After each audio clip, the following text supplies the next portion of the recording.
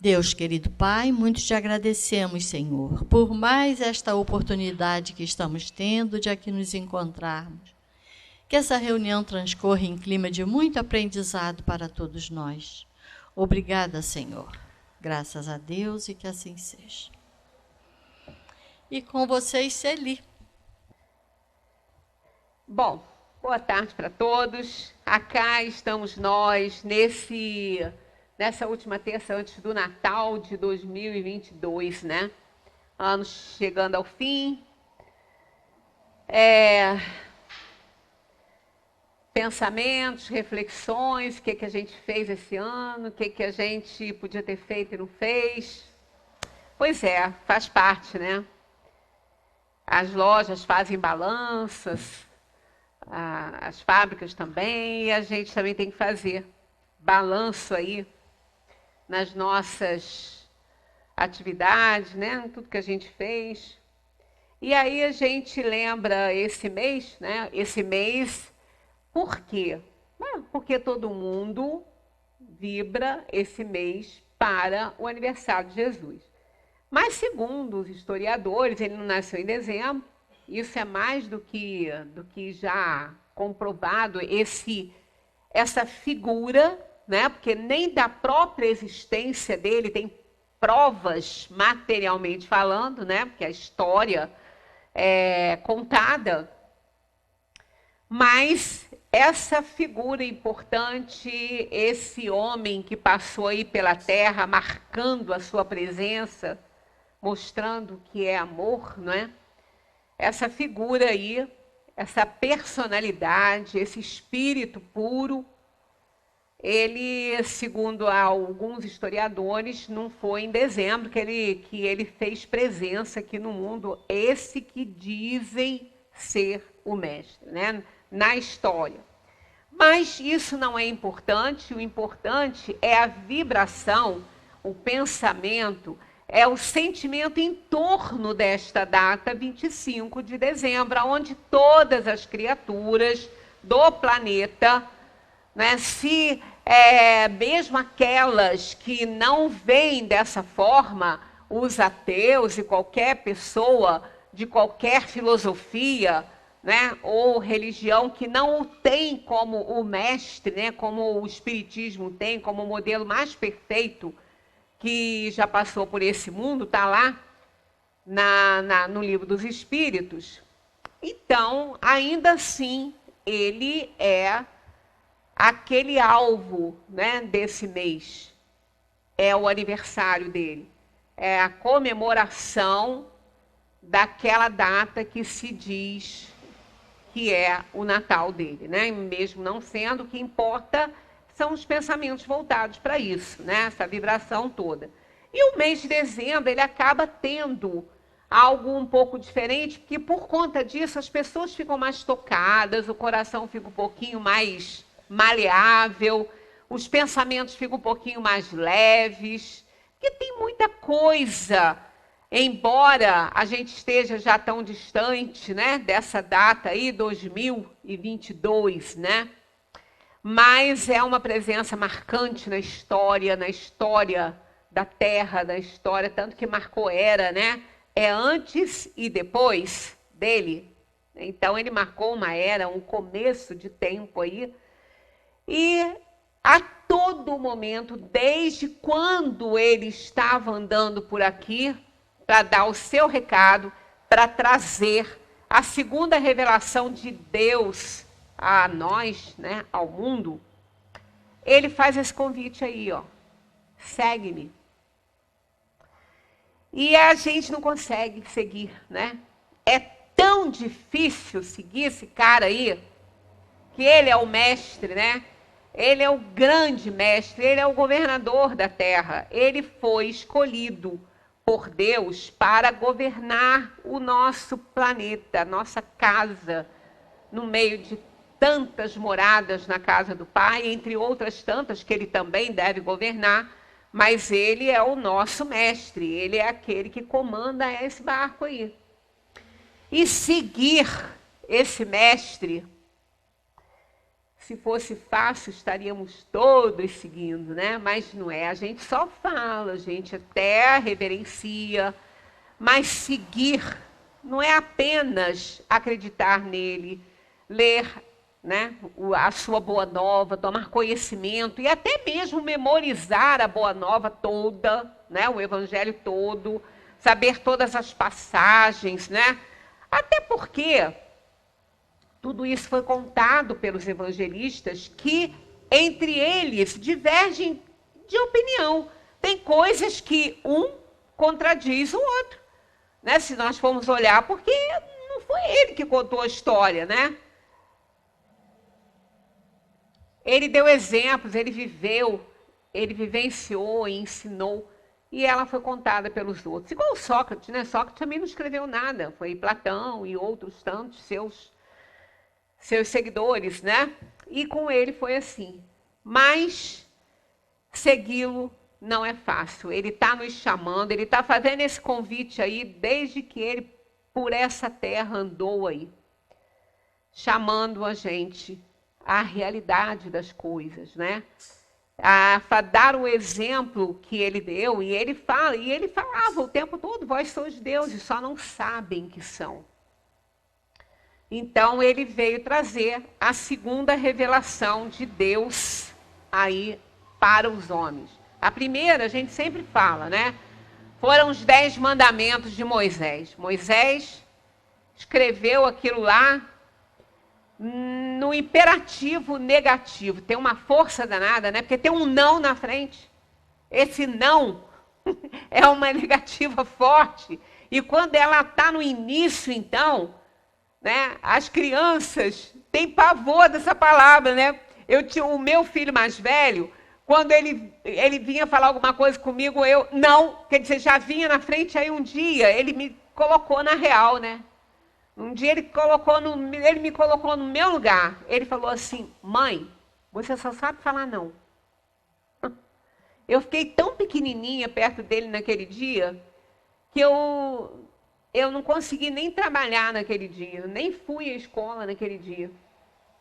Porque eu me senti tão mal com aquilo, eu fiquei tão mal, que eu falei: é verdade, você tem toda a razão. Eu não me lembro a idade dele, mas acho que devia ter uns 6 para 7 anos, ou por aí. E olha que coisa, né? Olha o peso dessa palavra. Essa palavra tem um peso muito grande. Mas não foi por acaso, então, que ela iniciou todas as frases dos 10 mandamentos, por causa do peso que ela tem. Então, ele chegou no imperativo negativo. E veio esse exemplo de amor aí, Jesus, trazer aqueles 10 resumidos em 2, porque 10, eu sempre falo, é muito para lembrar. 10, nossa, é demais. Demais. A gente até decora aí uma música com não sei quantas vezes, mas 10 mandamentos, é demais. A gente não consigo lembrar, né? A gente só lembra do que nos convém, né? Então, para que eu vou lembrar daquilo tudo lá, né? Pois é. Aí ele sabe disso, né? Melhor do que ninguém. Conhece a nossa psicologia, sabe quem nós somos. Então, ele achou melhor fazer o seguinte: vamos resumir para 2. Porque 2 não tem o que fazer. Não tem como falar que não sabe, né? Que não pode guardar, que não lembra. Não tem como. A gente não vai ter essa cara de pau para falar que 2 mandamentos é demais para guardar, né? Então, quais são eles? Amar a Deus sobre todas as coisas e ao próximo como a si mesmo. Então, acabou. Resumiu aqueles 10 lá, né? E trouxe a mensagem maravilhosa para a gente. E está nos chamando esse tempo todo: segue-me, segue-me. Mas segui-lo não basta crer nele, nem ter contato com a mensagem dele, sim praticar. Mas ele também sabe que a gente precisa caminhar até concluir esse diploma, até receber esse diploma, digamos assim, né? Até a gente entender tudo que é necessário para seguir Jesus. Então, vamos lá. Começando aí a refletir. Não é coerente que cada um de nós trabalhe para alcançar a própria felicidade? A gente vem aprendendo isso com tudo na vida, com as filosofias, com os filósofos, com tudo, né? Não é lógico que devemos nos responsabilizar apenas pelos nossos atos? Evidentemente, eu não posso me responsabilizar pelos atos de ninguém. Eu não fiz a escolha que fulano fez, como é que eu vou me responsabilizar pelo que ele está fazendo, né? Não nos afirma a sabedoria do Evangelho que seríamos conhecidos exclusivamente, essa palavra que é importantíssima, pelas nossas obras? Sim. Porque a fé é morta. Porque o diabo também acredita em Deus, né? São Tiago fala isso, a fé sem obras é morta. Não adianta nada. Não adianta nada eu crer em Deus e ignorá-lo da minha vida. Não adianta nada eu crer em Jesus como o grande mestre da minha vida se eu não quero ser aluno dele. Ou ainda que eu queira, eu chego lá nessa escola, sento no banco e vou pensar no que eu quero, nada de saber o que o professor está falando. Então, nós precisamos de exteriorizar essa nossa fé, essa nossa vontade de ser realmente discípulo de Jesus, segui-lo, né? Os próprios discípulos de Jesus demoraram muito para entender quem ele era, né? Há quem diga também, olha lá onde que Jesus foi buscar seus discípulos, porque não tinha um que prestasse, né? Todos eles eram terríveis. Eram realmente párias. Não tinha nenhum que ele pudesse confiar mesmo, mas o que ele quis demonstrar com isso? São esses que precisam de médico, né? São os doentes que precisam de médico. Se você está saudável, você vai para um consultório médico para quê? Ah, eu vou fazer um check-up. Tudo bem, você vai lá fazer uns exames, mas se você precisar mesmo de assistência, é porque você está sentindo alguma coisa. Senão você não vai, né? Então ele quis demonstrar com isso que todos têm recuperação, que todos podem alcançar níveis maravilhosos de evolução, né? De amor ao próximo, de ação em favor do próximo. Então ele demonstrou isso buscando os seus discípulos realmente aonde talvez ninguém quisesse buscar, né? Às vezes, quando a gente pensa para colocar uma pessoa para trabalhar na nossa casa, a gente exige tanta coisa, né? É experiência, é não sei o quê, documento disso, daquilo, é carta de recomendação, não sei o quê. Mas Jesus mostrou que não precisa disso, né? Precisa de dar amor, conhecimento, instrução, ter liderança, e foi o que ele fez, né? Então, nos afirma a sabedoria do Evangelho que seríamos conhecidos exclusivamente pelas nossas obras, porque a fé, a gente não é reconhecido pela fé que a gente tem, porque fé é acreditar em alguma coisa, a palavra significa isso. O que é fé? Fé é acreditar em alguma coisa, qualquer coisa que eu queira acreditar. Então não é pela nossa fé que a gente vai ser reconhecido, e sim pelas obras que nós estamos apresentando com a fé que a gente diz que tem, seja qual for, né? A alma desperta gradativamente, olha outra palavra importante aqui, não adianta querer acelerar o processo, é gradativamente para a maior, de todas as responsabilidades. Pensa bem nisso aí, maior de todas as responsabilidades. Qual é? Aquela que temos para com nós mesmos, porque é a essa consciência que a gente vai prestar conta. Então essa é a maior de todas as responsabilidades, aquela que eu tenho comigo. Eu preciso fazer boas escolhas, porque eu vou responder por isso. Não tenha dúvida, né? A gente não tem dúvida disso.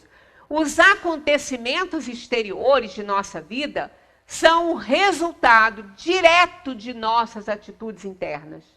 Simples assim.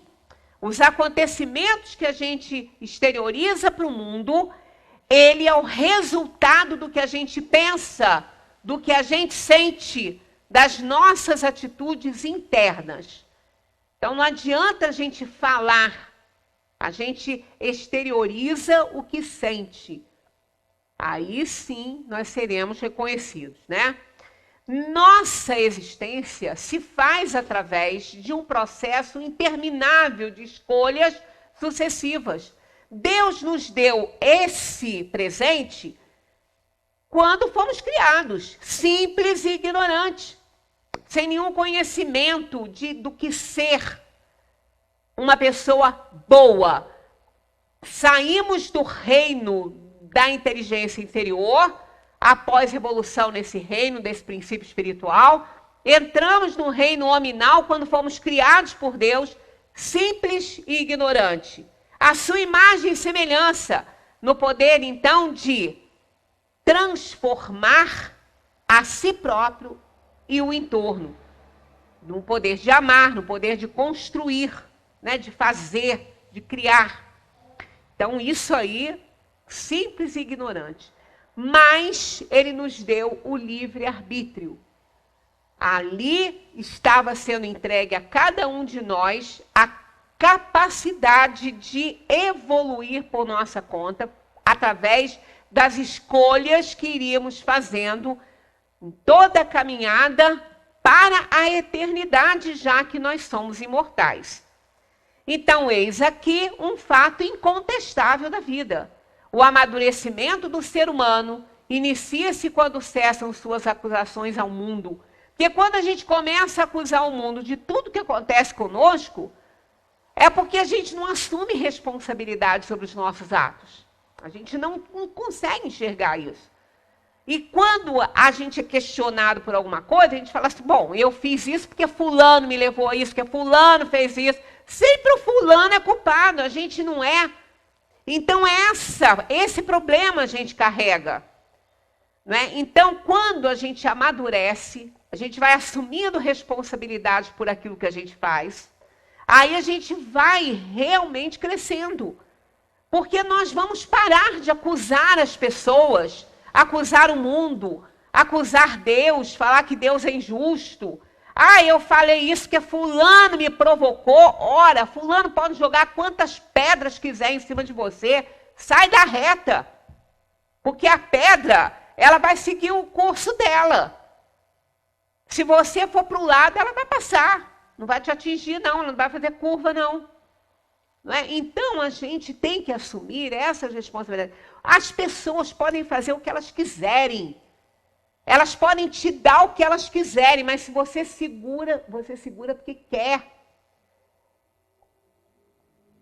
Você não é obrigado a fazer nada porque fulano está te provocando. Você vai fazer se você quiser, ele pode te dar uma forcinha. Mas aí ele pode, com essa forcinha, estar ali acendendo, né? Florescendo algo que você já é. Então, é aquela frase que às vezes fala assim, a oportunidade faz o ladrão, isso é horroroso, isso não existe. A oportunidade, ela descobre, ela aflora o ladrão que há em você. Então, ela não faz o ladrão, você está lá adormecido, aí a oportunidade vai tirar o véu de cima desse problema aí que você tem. Então, nós somos sempre responsáveis por aquilo que a gente faz e vai dar conta disso para a própria consciência. Não é para ninguém, é para a própria consciência mesmo. Quando selecionamos um determinado comportamento, cujo resultado é possível prever, estamos também escolhendo esse mesmo resultado e, obviamente, devemos aceitar as responsabilidades de tal fato. Esse slide ele tem vindo muito para cá. Muito mesmo. Toda vez que eu estou preparando uma palestra, eu preciso dele. Né? Então, é sinal que a gente tem que prestar atenção nisso aqui. Né? Respondemos por tudo que experimentamos em nós mesmos. Enfim, criamos nossa própria realidade. Ninguém tem culpa de nada que acontece conosco. O que acontece com a gente é fruto da escolha que nós fizemos, ou antes de reencarnar, ou escolhas feitas aqui. Então, nós temos causas atuais e causas anteriores das aflições que passamos nesse mundo aqui. As causas anteriores são aquelas que nós escolhemos por conta dos erros passados, então é aquele plano que a gente faz, a escolha das provas. E as provas atuais são aquelas que nós adquirimos, né, os problemas que a gente adquire com o mau uso do livre-arbítrio diante da escolha que fizemos ao reencarnar. Chega aqui, a gente não dá muito conta, né? Começa a culpar o mundo. Deus é injusto, aí culpa o outro, culpa a mãe, culpa o pai, culpa o irmão. A gente culpa todo mundo, né? Quando a gente não tem maturidade. Mas quando a gente começa a amadurecer, a gente começa a falar, não, fulano não teve culpa, eu fiz porque eu quis. Ele pode ter dado ideia, mas eu não precisava ter feito. Aí a gente começa a amadurecer. Então, a lei divina nos dá livre-arbítrio para escolhermos e concretizarmos nosso programa de aprendizagem. Ou seja, livre opção para elegermos o caminho a ser percorrido para expandirmos a nossa consciência. Então, a gente não tem que dizer, eu não sigo o mestre porque eu não posso, eu tenho que trabalhar, porque minha família não é religiosa. E uma série de coisas, de desculpas que a gente dá, que deram também para Jesus, né? Logo, para quem que foram dar essas justificativas, né? Para Jesus, né? Para Jesus, imagina. A gente vai ler isso aí. Paulo, em carta aos Efésios, no capítulo 5, versículos 14 a 17, escreveu: desperta, ó tu que dormes. Quem que está dormindo? Não é o sono do corpo, não. Ele está dormindo diante das responsabilidades do mundo, né? Então, desperta, ó tu que dormes. Levanta-te dentre os mortos e Cristo te iluminará. Que mortos? São os que morreram, os que perderam o corpo físico, não. São aqueles que estão mortos para a verdade do universo. Estão engessados numa verdade própria, que criaram para si mesmos, numa ideologia estranha, que não parece que não conseguem enxergar. Então, esses são os mortos, né, que não conseguem acordar, despertar para as verdades do universo, né? Levanta-te dentre os mortos e Cristo te iluminará. Portanto, andai prudentemente, olha só, com muito cuidado, com muita atenção, não é? Não como nécios, como aquelas pessoas que andam no mundo da lua, né? Não vai dar certo, Deus é pai, mas ele cobra responsabilidade. Mas como sábios, usando, bem, botei separadinho aqui, usando bem cada oportunidade. Porquanto os dias são maus. O que quer dizer isso? As tentações existem, os arrastamentos existem, os dias são maus e vão continuar sendo maus nos planos de provação e expiação. Quando a Terra passar para um plano regenerador, não vai ter mais dias assim maus, alguns, um ou outro. Mas os planos de provação e expiação, sempre o mal vai existir ali. Porque nós precisamos ser testados, né? Quando nós rezamos o Pai Nosso, está lá: não nos deixeis cair em tentação. Não, Jesus não estava pedindo em nenhum momento que o livrasse de tentações, mas que o fortalecesse diante das tentações que ele teria que passar. Então, esse em aí é uma preposição com valor temporal. Não nos deixeis cair quando estivermos diante das tentações. Ele não está pedindo que o livre das tentações, elas têm que existir. Somos testados a todos os momentos. Então, a vantagem é resistir a essas tentações. Aí a gente pede força a Jesus, ao Pai, para nos proteger de nós mesmos, das nossas inferioridades, para a gente não ceder a essas tentações, não é? Porque os dias são maus e eles vão continuar sendo maus. Por isso, não sejais insensatos, mas entendei. Olha aqui, entenda. Jesus quer que a gente entenda isso aí. Qual seja a vontade do Senhor. Eu adoro essa carta de Paulo aos Efésios, adoro. Porque ela reúne um ensinamento, uma recomendação, uma orientação maravilhosa, que se a gente conseguisse fazer, com certeza a gente erraria muito menos. Quando Jesus viu que uma multidão o rodeava, ordenou que atravessassem para o outro lado do mar. Então, aproximando-se dele, um escriba disse-lhe: Mestre, seguir-te-ei para onde quer que fores. Jesus lhe respondeu: As raposas têm suas tocas, e as aves do céu têm seus ninhos, mas o Filho do Homem não tem onde repousar a cabeça. Então, isso aí é uma alegoria, é uma metáfora, porque ele quis deixar bem claro que essas coisas não importam. Isso é importante até certo ponto. Mas ele provou isso, porque Jesus mesmo, ele não tinha nada. Ele não tinha sequer um local para ele descansar a cabeça. Ele não tinha nada. Acusavam Jesus de comensal, né? Que ele ia sempre pregar nas casas para comer. Jesus nem comia.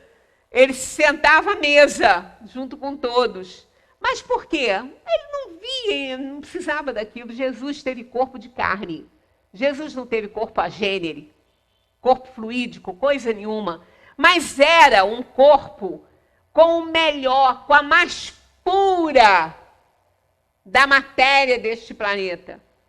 E Jesus não tinha essas necessidades que a gente tem, apesar de ter corpo biológico, só que ele estava acima, muito acima de nós. Inclusive tem uma reportagem interessante, um estudo de alguns cientistas, historiadores e cientistas mesmo, que analisaram que Jesus não tinha condição de carregar a cruz, que ele não foi retirado da cruz, uma opção de coisa que acontecia com aqueles que eram crucificados. Só que eles estão esquecendo que Jesus não era qualquer um. O corpo de Jesus, apesar de ser um corpo com material oferecido aqui do planeta, que Jesus teve corpo de carne, senão aquilo tudo teria sido uma encenação, Jesus teria sido um ótimo ator, né? Se ele não tivesse corpo de carne, ele seria o ator dos atores. Mas não, entendeu? Ele tinha um corpo normal, mas só que da matéria mais essenciada do planeta. Então, nada pode se comparar a isso, né? Então, ele não tinha essas necessidades. Mas as raposas têm suas tocas e querem essas tocas. Os pássaros têm seus ninhos e querem esses ninhos. Né? Então, é uma metáfora, uma representação da importância que a gente dá às coisas deste mundo. O empenho de seguir a Jesus pede despojamento dos interesses materiais. Não compreendem a dificuldade de seguir o mestre? Já começou por aí, ó. Já começou por aí. Por que a gente não consegue seguir? Por causa disso aí, ó. O empenho de seguir Jesus pede despojamento dos interesses materiais. Quem está muito preocupado em melhorar sua condição financeira, em projetar-se socialmente, não tem tempo nem disposição para ajudar o próximo. Empenho que resume a filosofia de trabalho cristão para edificar o reino de Deus. Então a gente vê por que a gente não consegue seguir o mestre. Por causa das nossas inferioridades, né? Ainda hoje, em variados círculos religiosos, a vocação de servir é, não raro, suplantada pelo interesse em servir-se. Né? Quantos aderem a núcleos religiosos? Eles não estão preocupados em servir, eles estão preocupados em ser servidos. Em algumas propagandas, às vezes, de algumas religiões ou núcleos, né, religiosos de oração, você precisa perceber que quando você frequenta, olha a casa que fulano conseguiu, olha o carro que fulano conseguiu, isso tudo é assim, desse jeito, né? Que a gente ouve, como se realmente seguir o mestre fosse dar condições de você ter uma mansão, um carro maravilhoso.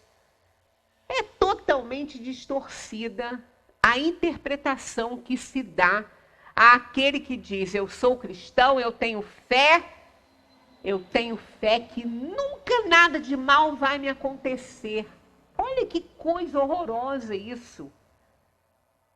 Quer dizer que se eu tenho fé, nem morrer eu vou, né? Eu vou ficar aqui. Porque imagina, não, eu tenho fé, claro, qualquer doença que eu tiver, eu vou me curar. Então eu não vou morrer nunca. Gente, isso não é fé. A fé, nesse caso, a fé em Deus aí, é a certeza que nada vai te faltar. O Senhor é o nosso pastor e não nos faltará. Não nos faltará em momento nenhum, seja de alegria, de tristeza, não importa. Não está prometendo bens do mundo, está prometendo a proteção, o amparo, o amor que tem por nós, que somos filhos queridos desse Pai. Então não vai nos desamparar. E essa é a fé raciocinada. Eu vou passar pelas dores que eu tiver que passar, eu vou passar pelas perdas que eu tiver que passar, mas eu estarei amparada pelo Pai, pelos amigos espirituais, pelo meu anjo da guarda, e por Deus, por Jesus, por todos, que vão me dar forças para eu passar tudo que eu tiver que passar. Isso é uma fé raciocinada. Não é a gente achar porque a gente tem fé, que nada vai nos acontecer, porque eu acredito em Deus, porque eu frequento um templo, porque eu frequento uma religião, então eu vou ter tudo que eu quero. Eu vou ter a melhor casa, eu vou ter o melhor carro, eu vou ter tudo que eu quero. Bom, é essa questão, essa simbiose com as coisas materiais que nos impedem realmente de seguir o mestre, porque a gente não consegue entender a mensagem que ele está passando, de jeito nenhum. Ele demonstrou isso, ele não tinha nada, né? Ninguém está dizendo que a gente não tem que ter nada. Nós estamos num mundo onde, como diz Aristóteles, o ser humano, o espírito, necessita de bens do corpo, da alma e das coisas espirituais, sem os quais germes criminógenos poderão levá-lo à perdição. E isso é real. Somos espíritos inferiores, a gente não é espírito puro. A gente não está iluminado ainda. A gente está tentando acender uma luzinha, mas está difícil. Né? Então é óbvio que nós estamos atrelados a isso tudo e precisamos disso ainda. A gente só tem que entender que isso não é o mais importante, mas a gente precisa sim, porque somos espíritos inferiores e ainda damos valor a essas coisas e necessitamos disso para viver num mundo como esse que é a Terra, aonde o que impera é a sensualidade, são as coisas, né, palpáveis, é isso que realmente importa nos mundos de provação. Então, ainda hoje, em variados círculos religiosos, a vocação de servir é, não raro, suplantada pelo interesse em servir-se. É como se o trabalho fosse uma escada para uma promoção, seja lá qual for, né? Dirigindo-se a outro homem, recomendou Jesus: segue-me.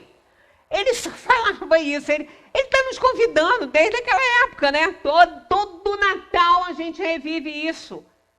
Está lá, esse convite vem forte em nós, né? Algo que se repete com frequência quando as pessoas tomam contato com o Evangelho. Com um mínimo de leitura e alguma sensibilidade, ouviremos Jesus na intimidade de nossa consciência: segue-me. E ele disse isso para o homem. Aí o homem respondeu: permite-me que vá primeiro enterrar meu pai. Advertiu o mestre: deixa que os mortos enterrem os seus mortos. Tu, porém, vai e anuncia o reino de Deus. Há quem diga que Jesus foi tão insensível, né? Coitado do corpo do pai lá e Jesus não deu nem uma chance dele enterrar o pai. Gente, ele não estava morto, não. O pai do homem aqui estava morto. Isso é outra metáfora. Deixa que aqui, permite-me que vá primeiro enterrar meu pai. Quer dizer, o que ele estava pedindo é que ele desse assistência à família enquanto eles estivessem vivos.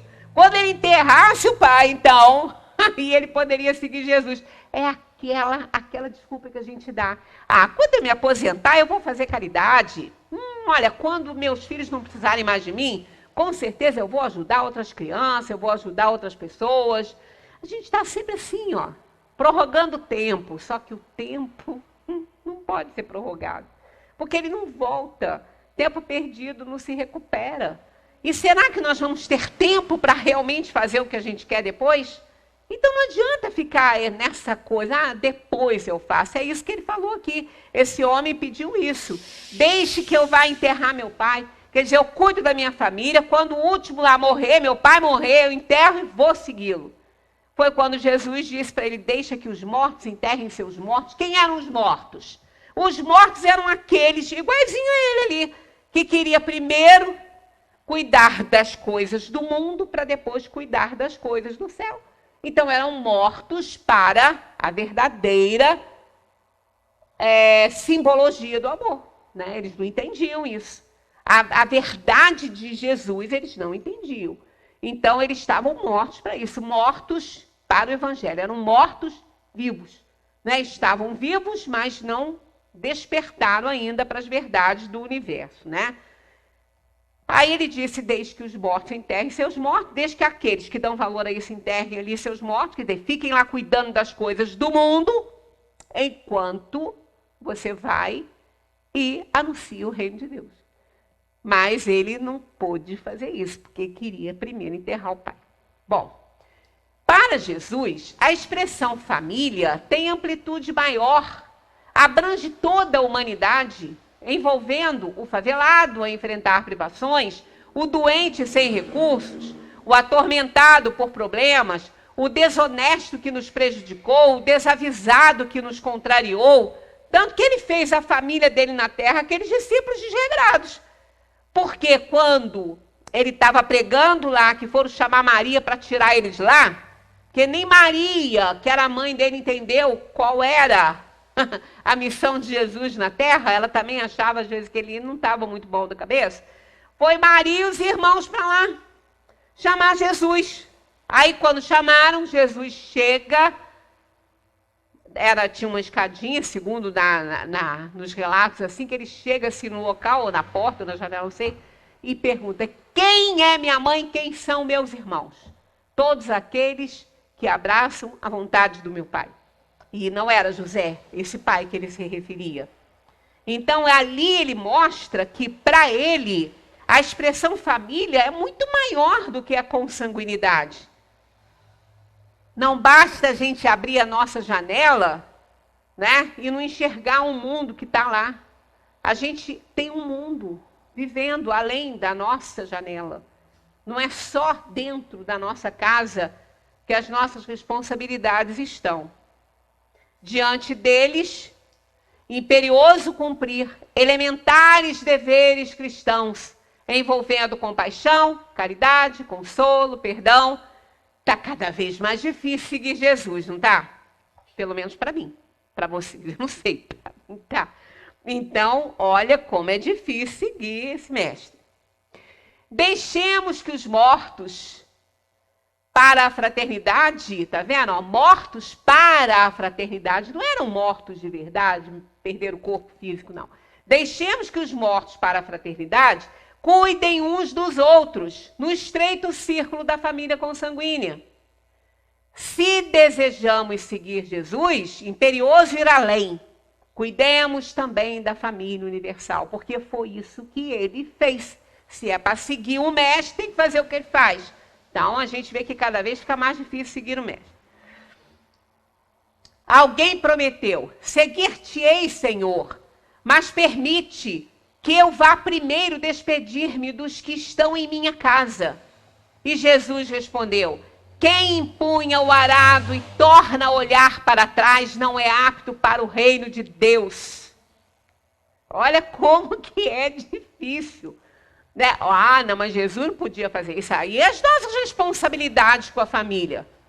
Mas Jesus não estava querendo que ele abandonasse a família. Isso é uma metáfora. Queria apenas que ele colocasse a família universal em primeiro plano. Mas que não está mandando deserdar ninguém lá. Né? Ele queria, para quê? Não é de se despedir, você vai ficar junto. O fato de você seguir o mestre não significa que você tem que largar a sua família e ir lá morar como um eremita, sei lá onde. Não, é dentro da sua família mesmo. É ali dando assistência. É naquele espaço. Esse espaço aqui não é um espaço físico. Não é? É um espaço de amor mesmo. Então você pode abraçar a sua família, você pode abraçar seu amigo, você pode assistir a todos. Ninguém está mandando abandonar ninguém, não. Nenhum Jesus não falaria isso, isso é uma metáfora. E quando ele fala isso aqui, é realmente verdadeiro. Por quê? Na afirmação anterior, temos pessoas que não participam de atividades religiosas, alegando cuidados e preocupações com a família. Quantas pessoas falam isso? Eu tenho uma amiga que ela fala, eu queria tanto ao centro, mas eu não posso, eu tenho tanto trabalho com a minha família, e ainda por cima, fulano nem pode imaginar que eu iria para um centro espírita. Então é a desculpa que as pessoas têm para dar, outros dão outras, não é? Quer dizer, mas isso não justifica. E nessa que passou, podemos situar os que vacilam preocupados com o fato de que a família pode não concordar, gerando problemas com os parentes. Ah, imagina se eu vou assistir fulano, vão falar que eu estou tirando da minha família para lá.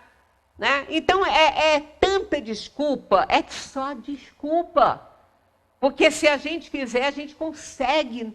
Não é criar problema familiar por causa disso, não. Nosso compromisso primeiro com a família lá, não é de criar um problema. Conciliar as coisas. Não é? Ninguém precisa ficar descamisado porque você vai dar uma camisa para alguém, não. Não é? É saber lidar com essa situação. E quando a gente sabe lidar com essa situação, a gente acaba influenciando aqueles que nem gostavam da atividade a fazer também. Porque vão ver um resultado bacana que dá isso aí, né? Seria bom considerar que o lavrador que olha para trás ao conduzir o arado não está bem certo do seu rumo e tenderá a sulcar a terra de forma irregular, comprometendo o serviço. Então, tá vendo? É uma metáfora que Jesus usou para falar que aquele que conduz o arado, se ele olhar para trás, imagina alguém, um barbeiro, cortando o cabelo de alguém com a maquininha, conversando com o outro, tá com a maquininha. Quando ele olhar, o sujeito mata ele ali, né?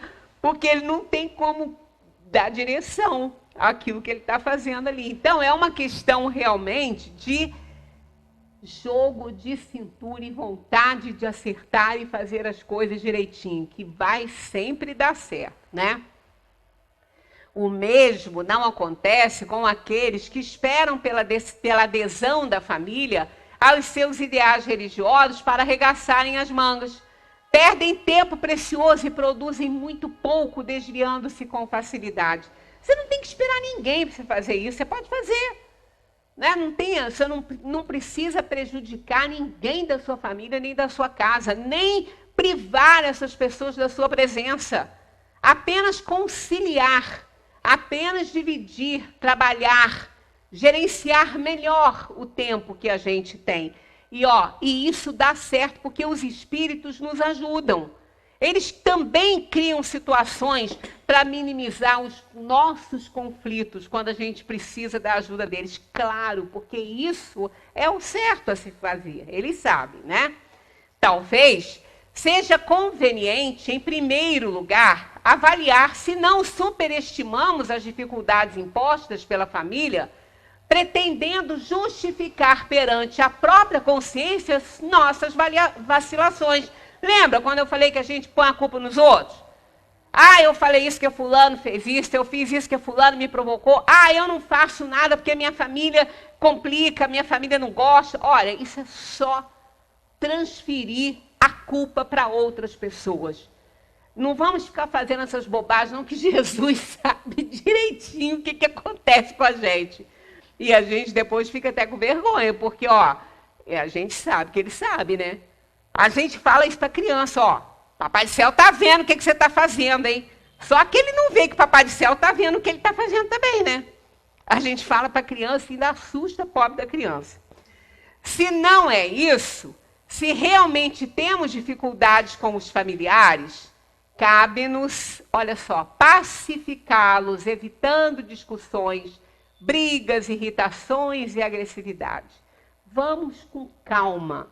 A gente não precisa correr, não precisa alcançar, né, o mundo com as pernas. A gente vai devagarinho, vai de uma coisinha atrás da outra, e sabendo que não pode deixar gerar brigas por causa das nossas atividades, porque nós não somos Hércules para aguentar a pressão toda, não é? Então a gente acaba depois não fazendo nada. Então vamos caminhando devagarinho, não vamos com muita sede ao pote. Porque senão também até a gente desanima. A gente tem que ir de acordo com as nossas necessidades, com as nossas experiências e com os nossos poderes também, porque a gente também não tem tanto assim, né? Então, tudo tem que ser de acordo com as nossas possibilidades. As 3 observações de Jesus evidenciam o quê? Para um perfeito aproveitamento das oportunidades de edificação da jornada humana, devemos estabelecer como prioridade maior nossa adesão aos princípios cristãos, dedicando a existência ao bem. Estão vendo como é que a gente não pode deixar as nossas responsabilidades com a família também, porque senão a gente não está praticando o bem? Então, a gente tem que colocar o bem ali à frente de tudo. E aí, devagarinho, a gente vai conciliando a situação. Se isso nos parece difícil, um preço muito alto ante os interesses mundanos, não estamos aptos para seguir o Cristo. Então, se a gente não consegue passar por cima dos nossos interesses no mundo, a gente não está pronto para seguir o Cristo. Aí, temos aqui outra passagem importante do Evangelho. Então, Jesus disse aos seus discípulos: se alguém quer vir após mim, quer dizer, se alguém quer me seguir, negue a si mesmo, tome a sua cruz e siga-me. Pois quem quiser salvar a sua vida a perderá, e quem perder a sua vida por minha causa a encontrará. Porquanto, que benefício terá o homem se ganhar o mundo inteiro, e sua alma sofrer perda? Quer dizer, perder a sua alma para os interesses do mundo. Ou que dará o homem em troca de sua alma? O que dará então o homem em troca da sua alma? Pois o Filho do Homem está para vir na glória do seu Pai, com os seus anjos. Então restituirá a cada um segundo as suas ações. Olha, importante, ó. Restituirá a cada um segundo as suas ações. O que você plantou vai colher, amigo, não tem jeito. Você fez uma ação, ela trouxe uma reação junto e não tem mais que escolher outra situação. Amém vos digo que há alguns dos que estão de pé aqui que não provarão a morte. Essa não pegou aqui, né? Cortou. Mas porque não provarão a situação que elas vão passar com conhecimento de causa, né? Então, essa mensagem de Jesus, o que o Cristo recomendou com isso aí? O que ele quis dizer com tudo isso que ele falou? Negar a si mesmo, né? Pegar sua cruz e negar a si mesmo. O que é isso? Deus está querendo o quê? Que a gente se anule? Que a gente se negue? Não, nada disso, né? Cristo recomendou, em primeiro lugar, que negássemos a nós mesmos se quiséssemos segui-lo. Que negássemos nossas paixões, nossos desejos materiais, nossas próprias razões, nosso orgulho e nosso egoísmo. O que ele quis dizer, negar-se a si mesmo, é isso, é negar, é você lutar para você não ter esse orgulho, não ter essa vaidade. Você não vai conseguir seguir Cristo de jeito nenhum, não é? É parte essencial para a compreensão do Evangelho do Mestre que tiremos do primeiro plano a satisfação das nossas próprias vontades. Olha lá, repara bem, não está mandando você tirar a sua satisfação e suas vontades. Tirar do primeiro plano. É só mudar de posição, é só inverter. Dá mais valor à alma do que ao corpo. Só isso, né? Ó, é parte essencial para a compreensão do Evangelho do Mestre que tiremos do primeiro plano a satisfação das nossas próprias vontades, pois elas não prestam senão para o nosso próprio proveito. A gente nunca vai se livrar desse orgulho, dessa vaidade, desse egoísmo, se a gente ficar alimentando isso aí, né? O Evangelho de Jesus só pode ser seguido por aqueles que buscam a abnegação, o que podemos definir como a renúncia dos próprios desejos em prol de todos. Cortou aqui também. Não sei, está mal formulado aqui. Em prol do bem comum, em prol de todos. Então é isso que a gente tem que sacrificar os nossos interesses. Está mais que na hora disso. A gente está vendo que as coisas do mundo não têm valor na dimensão espiritual. Para que a gente vai viver a vida correndo atrás só de valores do mundo, esquecendo os valores espirituais? Não está dizendo que a gente não tem que ter os bens do mundo. É não dar a eles valor maior do que o que a gente tem que dar aos espirituais, porque isso é que a gente vai levar na nossa bagagem. A gente não vai levar casa, não vai levar carro, não vai levar título, não vai levar nada, mas vai levar as ações que fez aqui no mundo, de bons conhecimentos que adquiriu, as caridades que fez, a solidariedade que teve. Então, é só não dar mais importância às coisas do mundo. Não é dizendo que você não tem que ter as coisas do mundo. É só não dar maior importância a elas. As coisas espirituais são mais importantes, que é isso que a gente vai levar. Mais vale, portanto, entregarmos a nossa vida em função do Evangelho do que dedicarmos a nossa vida às nossas próprias vontades, ainda que isso implique perdas materiais, como uma vez que o espírito é eterno, mas o corpo efêmero. Carreguemos, portanto, a nossa cruz com coragem e determinação. Que possamos abrir mão das coisas que serviriam apenas para a nossa satisfação, em detrimento do trabalho do bem e em prol do próximo. Só assim, a cada dia que passa, nos tornaremos melhores. E é verdade isso, né? A gente tem que parar de reclamar das coisas que nos acontecem. A nossa cruz é essa aí, nós vamos carregar. Nós escolhemos isso. Né? E parar de reclamar disso aí. Vamos carregar a nossa cruz com a certeza que estamos sendo protegidos, atendidos pelos espíritos que estão nos auxiliando a carregar essa cruz. Amigo, você não imagina se eles não estivessem te amparando. Você não pode ter ideia de como você estaria. Então, se está achando pesado, você não sabe como estaria pesado ainda, muito mais, se eles não estivessem nos ajudando a carregar, mas eles ajudam. Eles ajudam a carregar. Com certeza, essa fé a gente tem que ter. Porque isso é uma realidade na nossa vida, não é conto de fadas. Tem essa história que eu amo, que foi contada por D. Estevão, que eu adorava, né? Adoro ainda, porque ele continua sendo um grande exemplo da igreja, né? É bem bacana o valor absoluto. Um monge hindu dizia com muito acerto: Deus é a unidade sem a qual só existem zeros. Com efeito, Deus é, por definição, o ser absoluto. O que significa o valor absoluto? Então, ele é a unidade onde só existem zeros.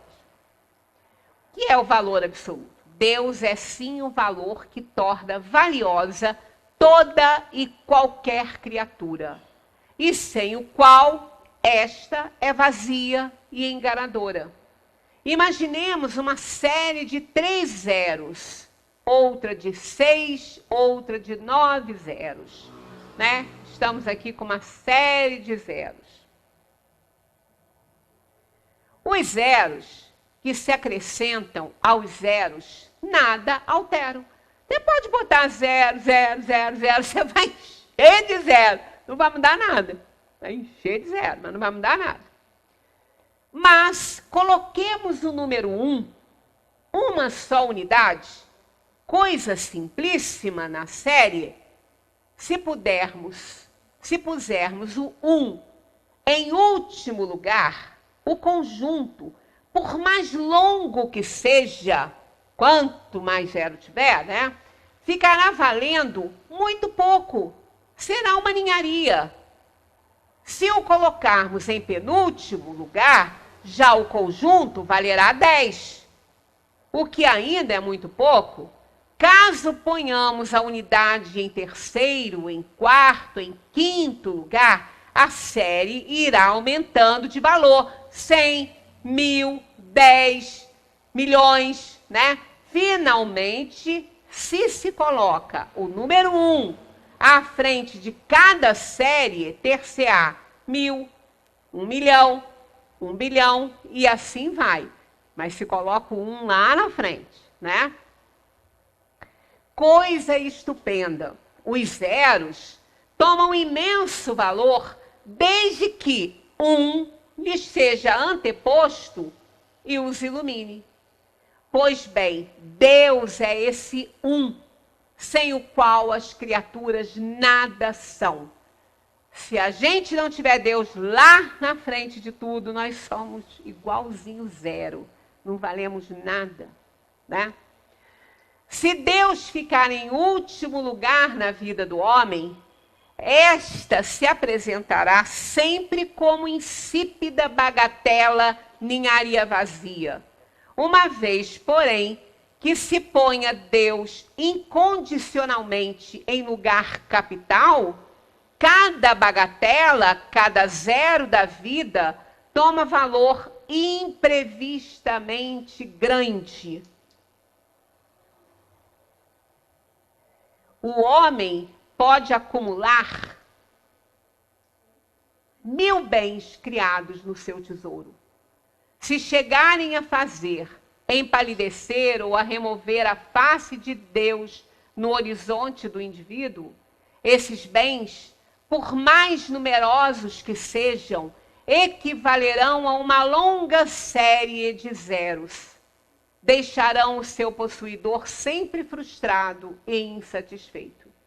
Mas, se o cristão puser Deus à frente de cada criatura e procurar ver tudo sob a perspectiva dele, então, e somente então, esse homem começará a compreender o valor das criaturas. Começará a compreender também que seguir Cristo é o maior de todos os bens e que a vida, vivida em fidelidade absoluta ao Senhor, vale apesar de tudo, vale a pena ser vivida. D. Estevão Bittencourt. Esse texto é dele. Maravilhoso. Realmente é divino, né? Assim, para encerrar, amar a Deus acima de todas as coisas e ao próximo como a ti mesmo. Esse foi o resumo que essa figura importantíssima que veio aqui nos mostrar que pode ser feito, né? Como ele fez. Você não precisa ter nada, você só precisa amar o próximo para você dar certo, né? E a grande vitória de Jesus foi realmente ressurgir depois da morte do corpo físico, porque ali ele coroou realmente com louros de eternidade o valor que tem o Espírito, que nunca perece, que nunca morre, que é imortal. Então, esse foi o grande ensinamento de Jesus, né? Que a gente receba essas mensagens dele e que nesses dias, né, de dezembro, em que nosso coração se volta com mais leveza para a data, a gente reconheça que há necessidade de seguir Jesus. Para isso, a gente precisa fazer um esforço hercúleo para vencer as nossas paixões, as nossas inferioridades, para que a gente possa ver no próximo aquele que realmente é um irmão em Deus, porque somos todos irmãos.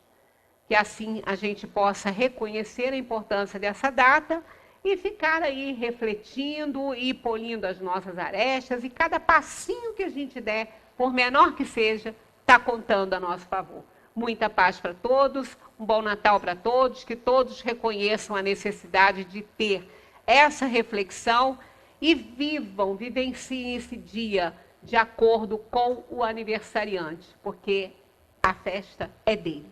Muita paz para todos.